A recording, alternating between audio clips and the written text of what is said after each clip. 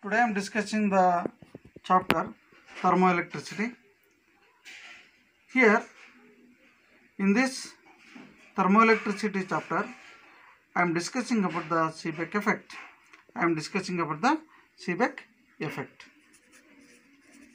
Seebeck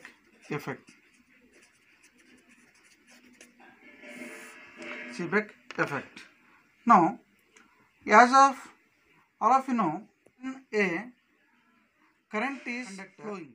When a current is flowing through a conductor, a heat is developed inside the metal as well as surrounding the metal. Okay, this is the process of conversion of electrical energy into the heat energy. This is what the process taken place when a current is flowing through a conductor, surrounding that, and also inside the metal, heat is produced. This effect is called the conversion of electrical energy into the heat energy. The reverse of this, that is the conversion of heat energy into the electrical energy.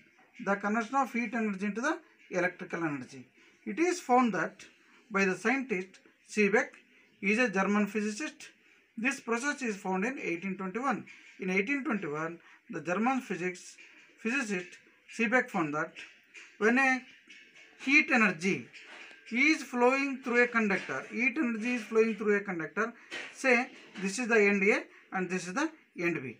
When a heat energy is flowing or moving through the conductor from end A to the end B, a current is developed in a conductor. This process is called as the conversion of heat energy into the electrical energy, and this effect is known as the Seebeck effect.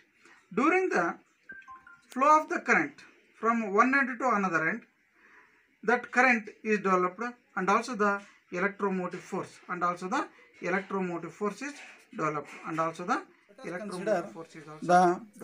one is the two dissimilar metals.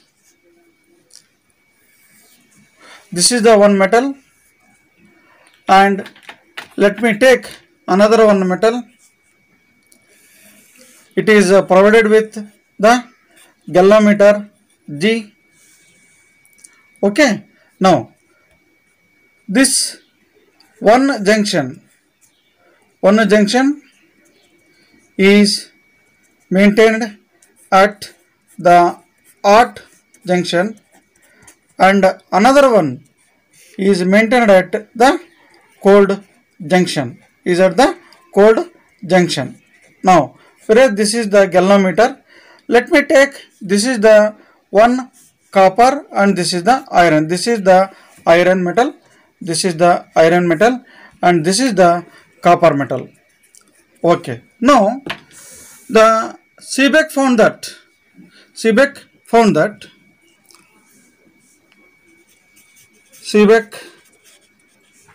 effect. Let me define once again with this diagram what the Seebeck found that. Seebeck found that when the two dissimilar metals,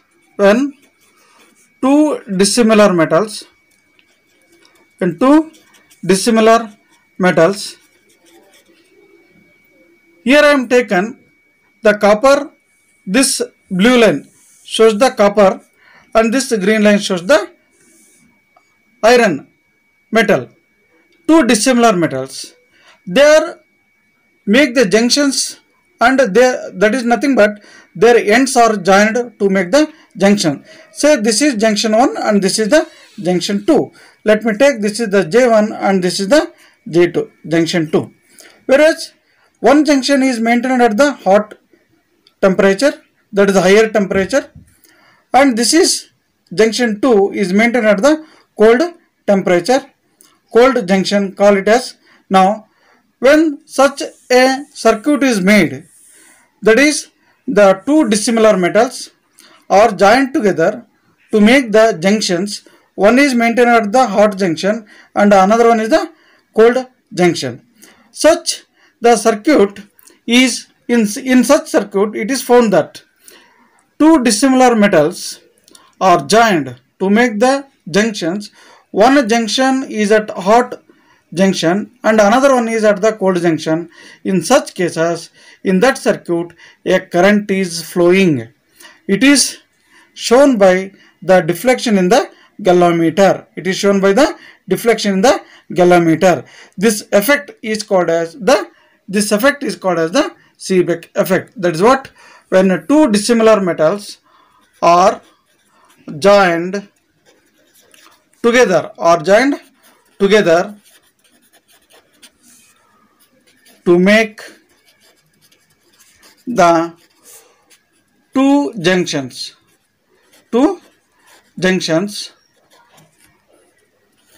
one is at hot junction and another is at cold junction. Then in the circuit,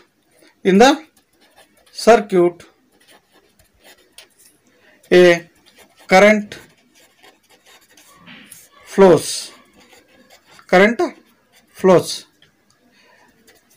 This effect is called as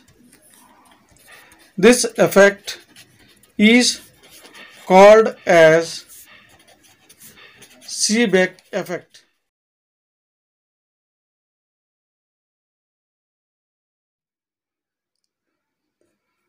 Well friends, now here Seebeck found that the two dissimilar metals form a junction, one maintained at high temperature, that is hot junction, another junction maintained at low temperature called the cold junction. Here the two metals are called as a thermocouple. What is a thermocouple?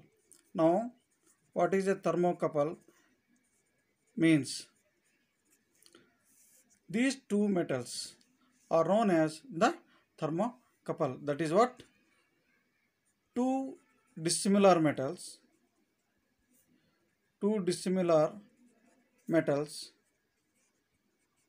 connecting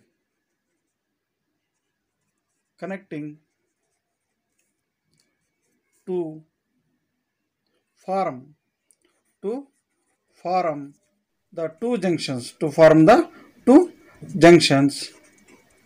form the two junctions, is called thermocouple. Okay. The two dissimilar metals connecting to form the junction. How many junctions? Two junctions. To form the two junctions is called as a thermocouple. Now, as I said, a current is flowing. In the circuit. That current is called as thermoelectric current.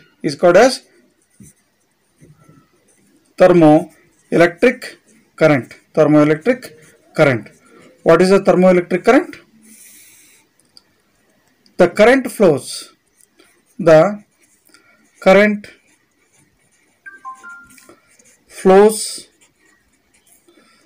through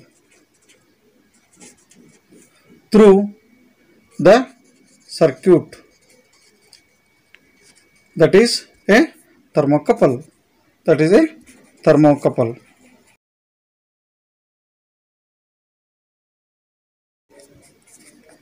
Is called a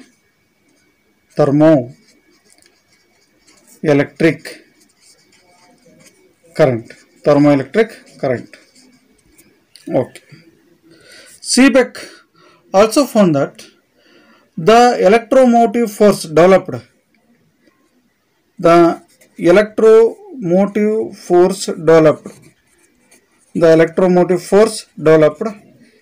in the circuit